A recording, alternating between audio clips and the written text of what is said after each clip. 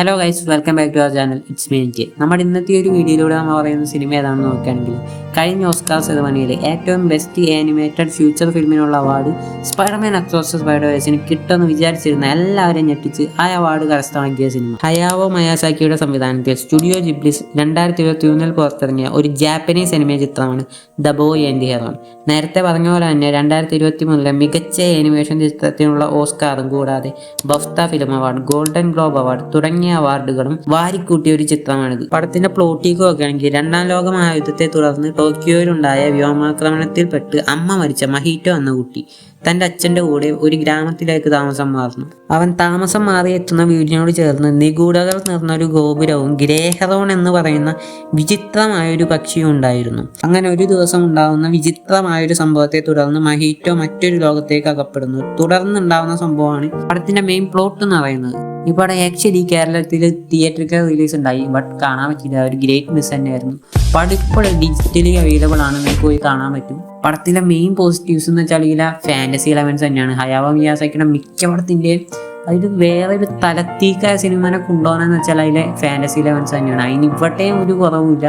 പിന്നെ first time നിങ്ങൾ ഈ ഒരു സിനിമ വാച്ച് ചെയ്യുമ്പോൾ നിങ്ങൾക്ക് ചിലപ്പോൾ എല്ലാ കാര്യങ്ങളൊന്നും മനസ്സിലാക്കിയെടുക്കണം എന്നൊന്നുമില്ല.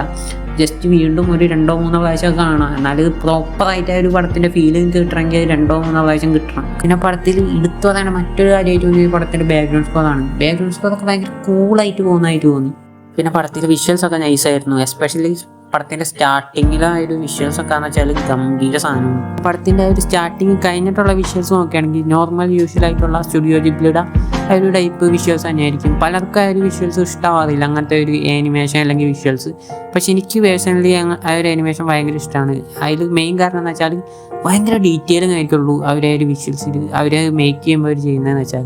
ദെൻ ഈ ഒരു പടം ഓസ്കാറിന് വെറുതെയാണോ എന്ന് എന്നോട് ചോദിച്ചാൽ ഓഫ്കോഴ്സ് ആണ്. എന്ന് വെച്ചാൽ അക്രോസ് ദ സ്പൈഡർ-വേഴ്സ് മോശമാണെന്നല്ല, ഇങ്ങനത്തെ സിറ്റുവേഷനിലാണ് ശരിക്കും 2 പടങ്ങൾക്കും അവാർഡ് കൊടുക്കേണ്ടത്.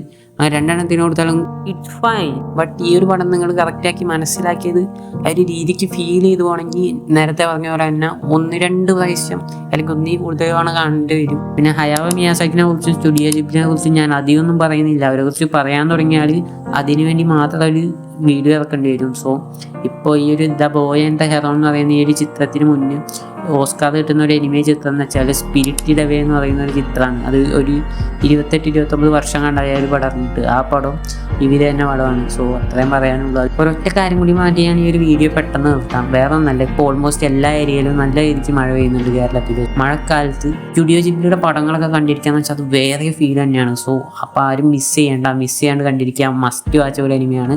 സോ അത്ര തന്നെ.